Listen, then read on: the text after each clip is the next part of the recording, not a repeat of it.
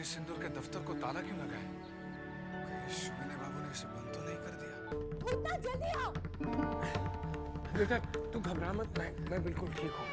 ऐसी बातें नहीं करते माँ। बुलाने के लिए फिर से चिट्ठी तो नहीं लिखनी पड़ेगी? तेरी लाजवाबी। जानते हैं आज प्रलय की रात है। मछली बहू रानी आप इसे भी पहन लीजिए। अब इसे कहाँ पहनूं? चल इसे हाथ में लेकर मरूंगी। लेकिन मछली बहू रानी अभी तो प्रलय आने में पूरे 2 घंटे बाकी है। 2 घंटे बाकी है तो क्या हुआ? 2 घंटे हम बाग गोटी खेलेंगे, खेलते खेलते प्रलय आएगी और खेलते खेलते हम मर जाएंगे। बहू रानी आपको मौत का जरा भी भय नहीं लगता? मौत का भय?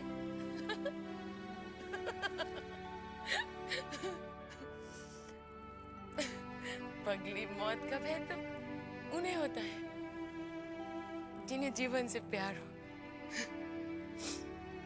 मैं तो इस हवेली में हर रोज जी जी कर मरी हूं। अपने दर्द को इन गहनों में छुपा कर रखा मैं। इसीलिए तो मैं आज इन्हें साथ लेकर मरना चाहती।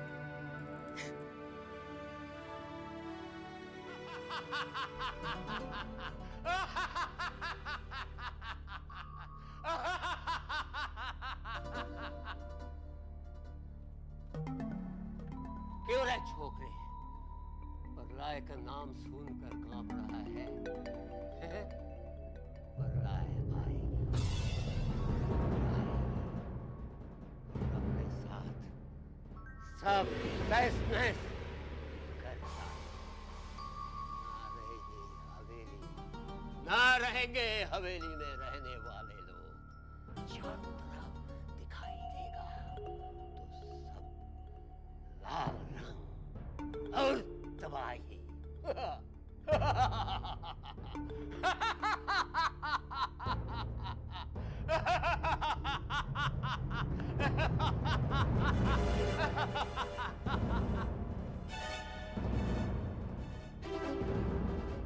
भैया एक बात बताओ, कुछ क्या गंगा का पानी बहुत तेजी से आता है?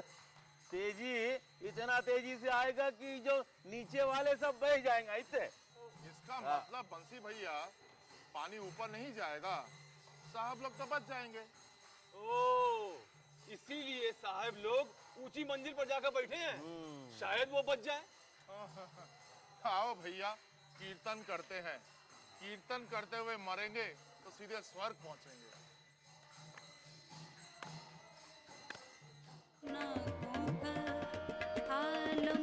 वाह वाह वाह वाह।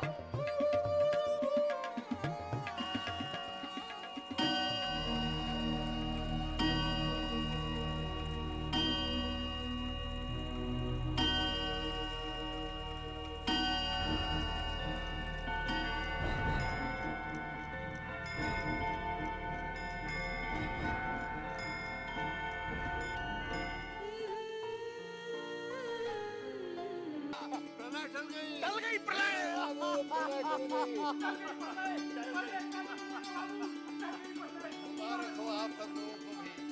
अब हम सब लोग साथ साथ और जी सकेंगे। अब हम नाच गाना और शराब का पूरा मजा लेंगे।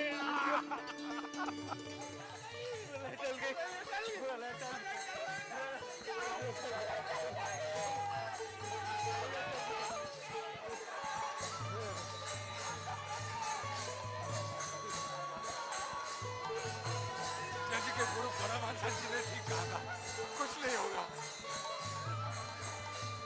वैसे मुझे अपनी चिंता नहीं थी, मुझे तो चिंता थी छोटी बहू और जवा की।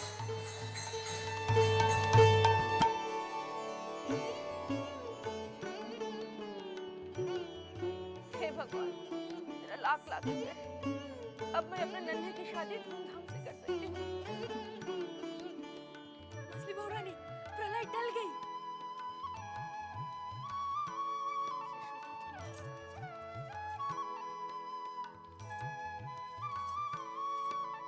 बहू रानी, आप फिर चुप।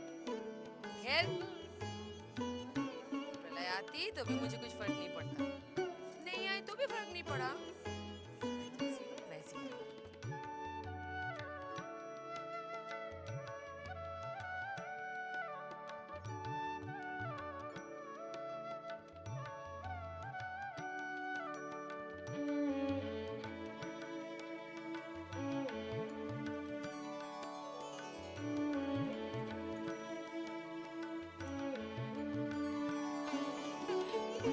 रिश्तेदार आपकी कृपा से प्रलय का समय तो निकल गया। मेरी आपसे ये प्रार्थना है कि हर समय मेरे स्वामी को मेरे पास रखना।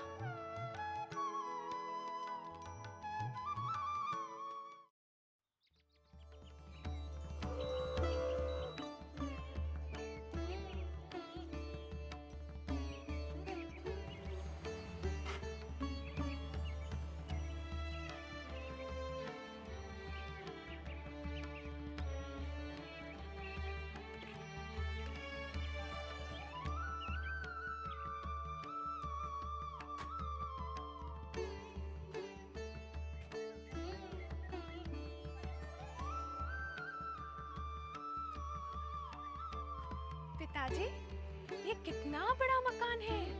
ये मकान नहीं है बेटा, ये हवेली है। समझ ले, अब तू यहीं आकर रहेगी। क्यों? आप क्या मुझे घर से निकाल देंगे? घर से तुझे क्यों निकालूंगा भाई? तुझे विदा करूंगा।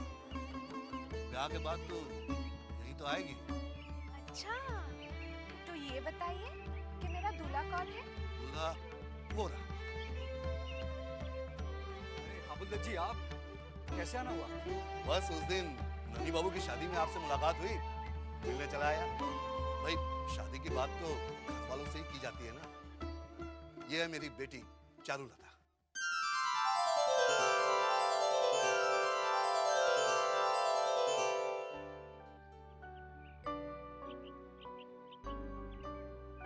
नमस्ते। वैसे हमने अपने आने का संदेशा बड़ी माँ को पहले ही दे दिया था। ठीक है, आप बड़ी माँ से मिल लीजिए। अरे लोचन, इन्हें बड़ी माँ के पास ले जाओ।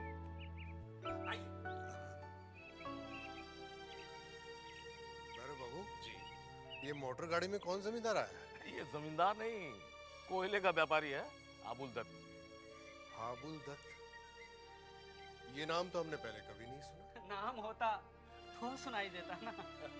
1 साल पहले इसकी 1 लाख की लॉटरी निकली, उससे लाखों बना लिया। वरना इसके बाप दादा तो घुटनों तक धोती पहना करते थे। पक्का व्यापारी है। जिस मकान में रहता है उस मकान में किराएदार भी रखे हुए हैं। इसका तो कोई खानदान ही नहीं है, फिर इसका हमारी हवेली में क्या काम? आपके बेटे से अपनी बेटी का रिश्ता जोड़ने। देखिए, आप इनकार मत कीजिएगा। अगर आपने हाँ कर दी तो मैं ये समझूंगा कि एक लॉटरी मेरी उस वक्त निकली थी और एक लॉटरी आज निकल गई।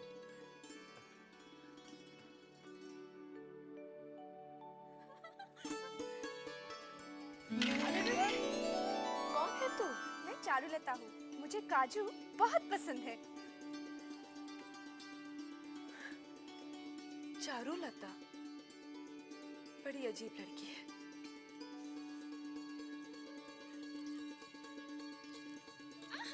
सारा खेल बिगाड़ दिया। ए लड़की, तू है कौन? मेरा नाम चारुलता है। आपकी क्या गहनों की दुकान है? क्या मतलब?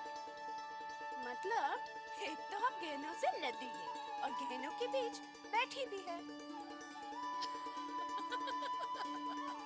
ये चारुलता, तू यहाँ है?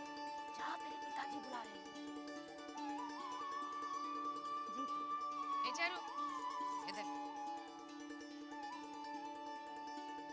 जीती रहे। बड़ी दीदी, ये लड़की है कौन? इस हवेली की होने वाली बहू। हाँ? नन्ही की बीवी? हाँ। आज हमने ये रिश्ता पक्का कर लिया है। अरे तू हंस क्यों रही है? क्या ये हवेली की बहू बनने लायक है? क्या बक रही है तू? कमी क्या है इसमें?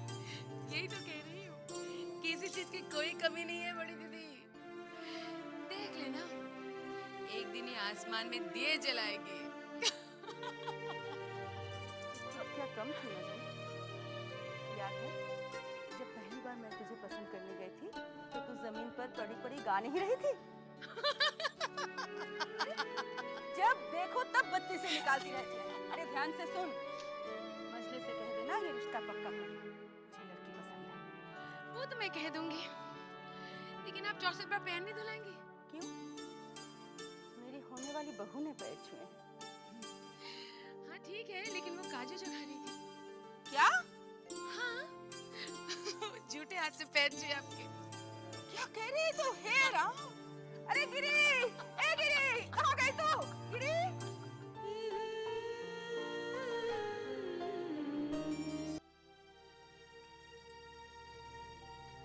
क्या बात है मजली बहू, अचानक हमें क्यों बुलवा भेजा?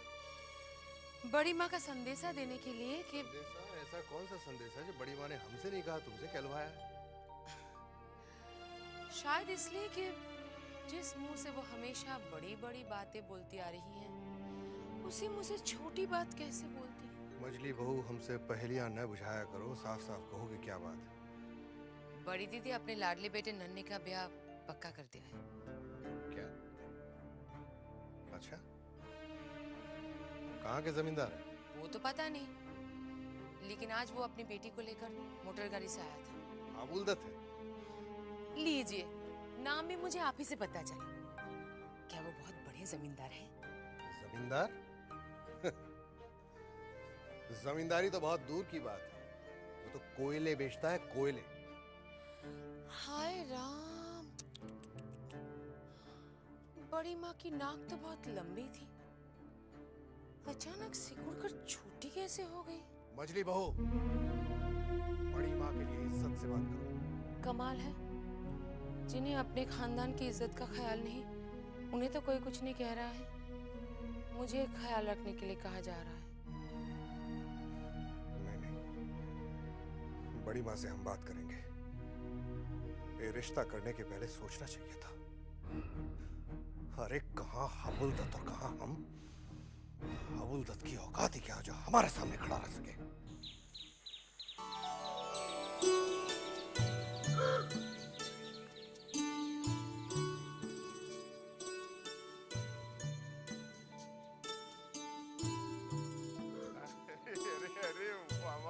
वाह चुन्नी, तुमने भी हवा गाड़ी खरीद ली है?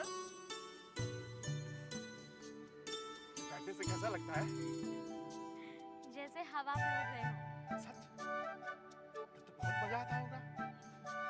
तुम्हें भी इसमें बिठाकर घुमा दूंगी, लेकिन अभी मुझे छोटे बाबू के पास जाने दे। उनकी तबीयत पूछने आई हूँ।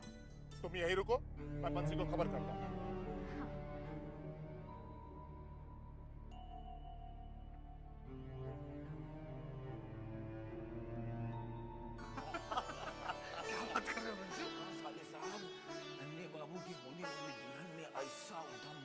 ऐसा उद्यम मचाया कि मत पूछो। अच्छा बंसी, रिश्ता पक्का हो गया? अरे रिश्ता तो पक्का होना ही था, काहे कि बड़ी माँ को लड़की भाग गई, मगर मजले बाबू को खानदान कुछ जचा नहीं।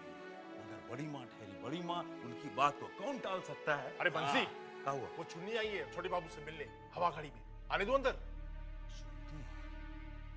नहीं, उसको बाहर रोक, हम जरा छोटी बहू रानी से पूछ के आवत है। ठीक है।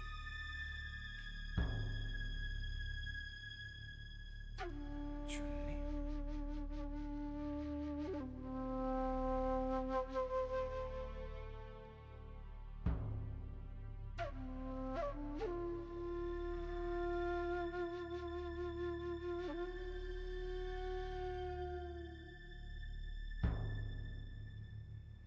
छोटी बहू रानी,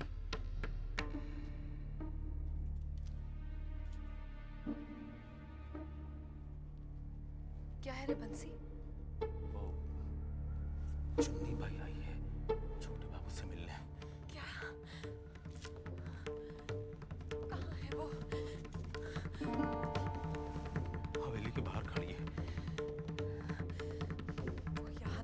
मुझे। और तू मेरे पास क्यों आया है? वही बाहर से नहीं भगा सकता था? और अगर तुझसे ना हो तो ब्रिज सिंह से कह दे, वो उसे भगा देगा। जा। बहू रानी, अगर छोटे बाबू को पता चल गया ना तो मेरी खाल खींच लेंगे। सुन बंसी, मैं भी इस घर की छोटी बहू हूँ। मैं तुझे आज्ञा देती हूँ, जाके कह दे उसे कि छोटे बाबू से नहीं मिलना चाहते। और ध्यान रहे, अगर उसने इस हवेली में कदम रखा तो तुम दोनों भाई बहन की नौकरी गई, समझा? क्या हुआ ऋचा जी? देखिए ना, चुन्नी बाई आई है छोटे बाबू से मिलने। तू अभी भी यहाँ खड़ा मेरा मुंह क्या ताक रहा है? जा भगा दे उसे।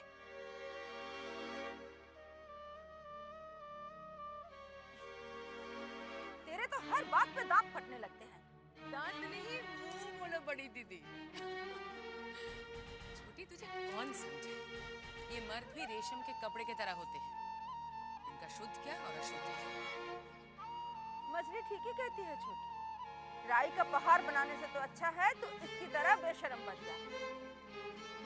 बेशरम आपको भी बनना पड़ा था बड़ी दीदी। आपके उनके लक्षण भी कुछ कम नहीं थे। बता दो कहाँ सोते थे? अगर आपकी तरह बेशरम नहीं बनती तो फांसी लगा चुकी थी। तुझसे तो मुंह लगाना ही पाप है। मुंह तो लगा लिया बड़ी दीदी, अब तो 64 बार मुंह भी धोना पड़ेगा।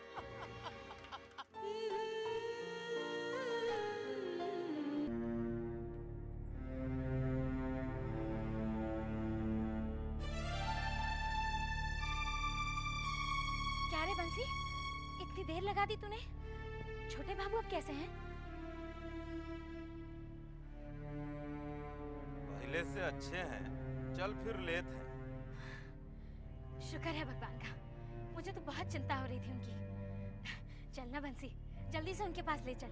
इतने दिनों से उन्हें देखा नहीं ना, मन जैसे अजीब सा हो रहा है। और अगर वो तुम्हारा मुंह ना देखे चाहे तो?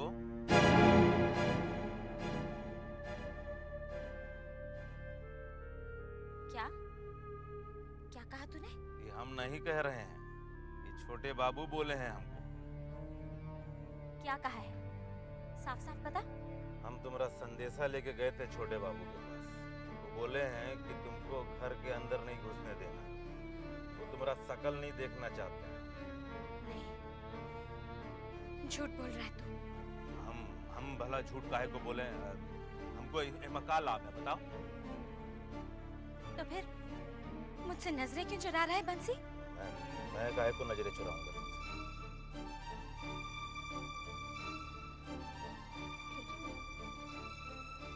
ठीक है बंसी, मैं समझ गई, जा रही हूँ। मेरे लिए इतना ही काफी है कि छोटे बाबू अब ठीक है।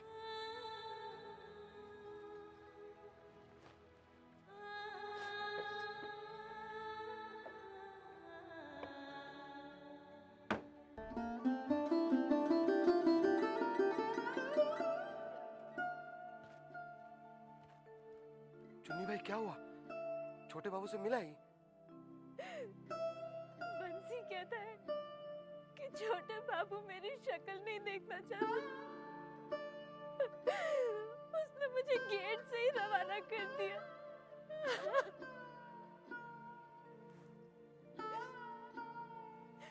वृंदावन, तू ही बता, क्या छोटे बाबू ऐसा कह सकते हैं?